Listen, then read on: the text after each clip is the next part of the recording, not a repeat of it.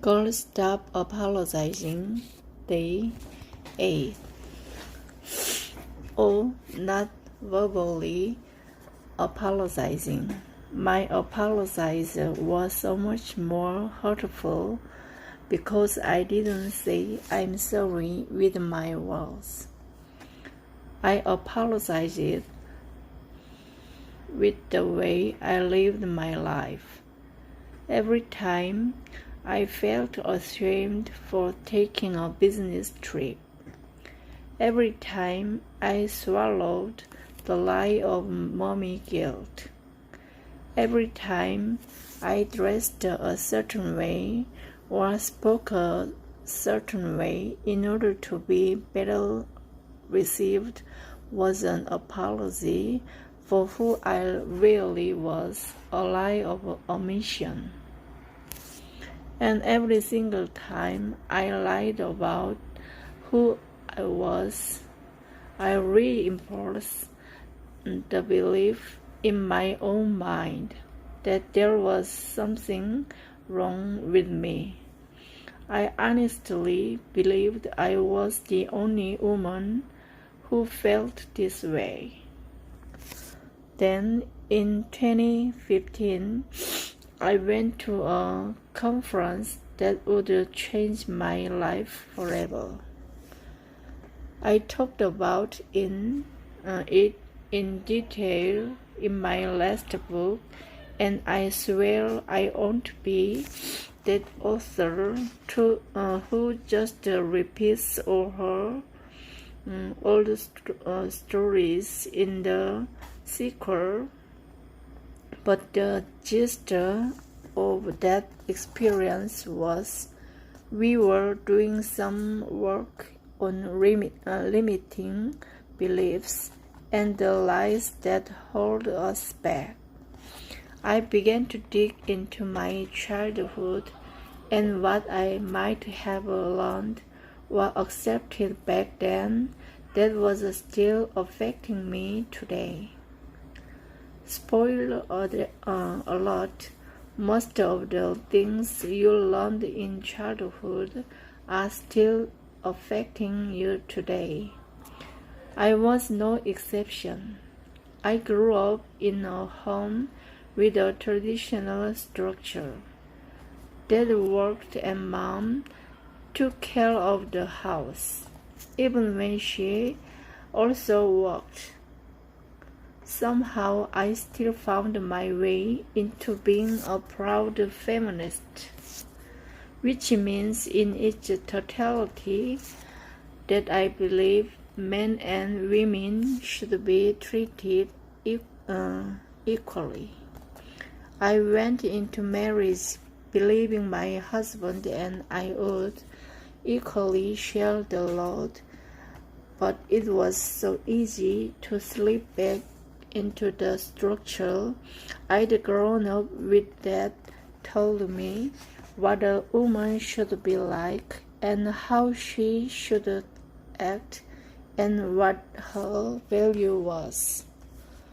Let me step to the side for a moment and unpack the idea of living into what a woman is supposed to be.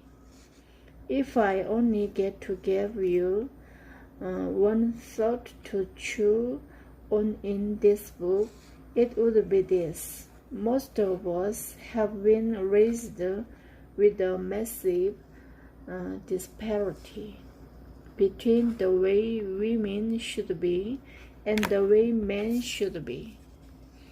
This isn't a question of masculine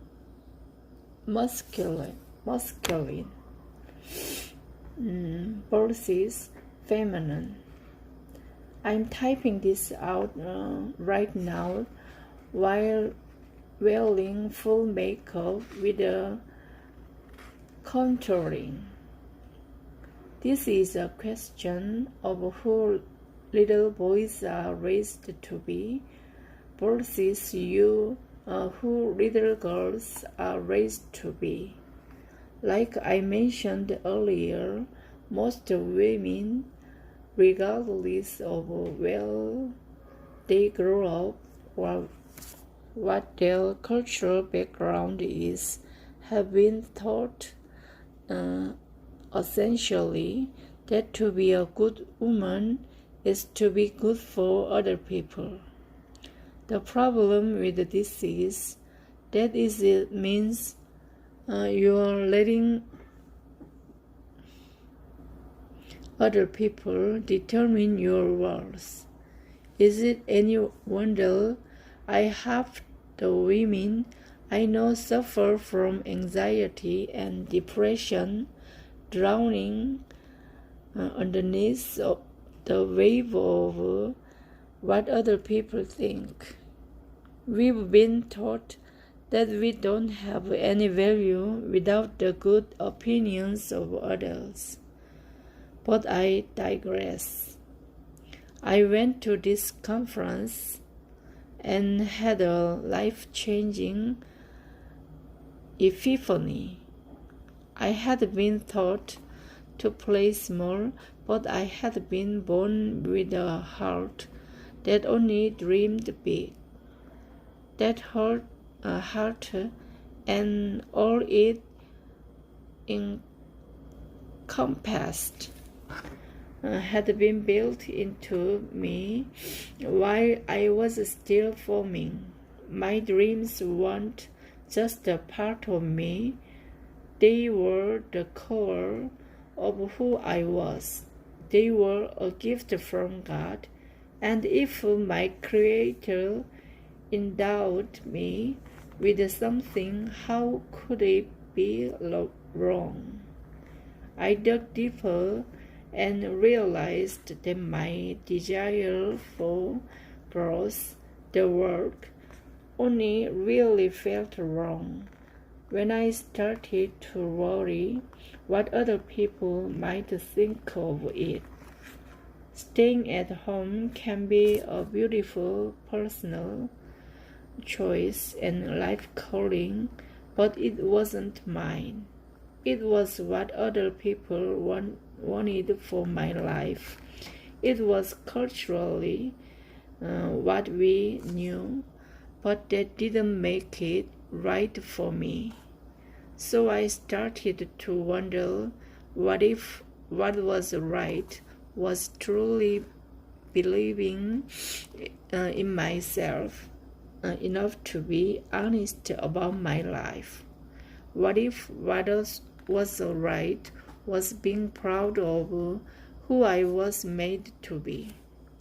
What if what was right was to find pride in my hard work and accomplishments and to stop playing small? I left that conference on fire. I came home a completely different woman, or actually, I should say, I came home fully living into myself for the first time in my life. The years since then have been the happiest, most fulfilled, and most rewarding of my entire existence.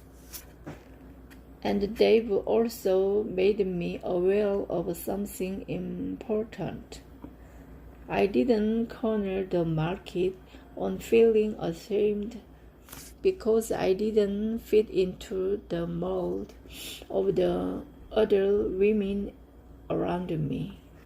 I'm not the only one who has ever carried around those feelings, but the catalyst that propelled me into the dreams. I'm so privileged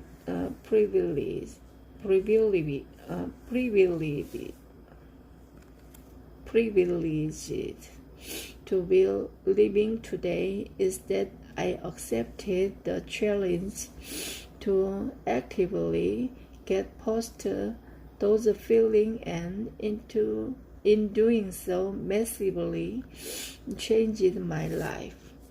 If you've been affected by my work, if you enjoyed the last book or had a life-changing weekend at one of our conferences or found nuggets of wisdom in my podcast, remember that none of that would have happened if I hadn't stopped listening to that little voice inside my head that says, "This is not what other women are like.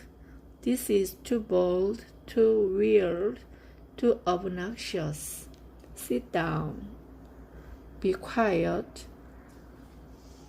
Fighting the instinct to listen to that voice is one of the hardest things I've ever walked through, but because I did, my life, and maybe yours too, changed for the better.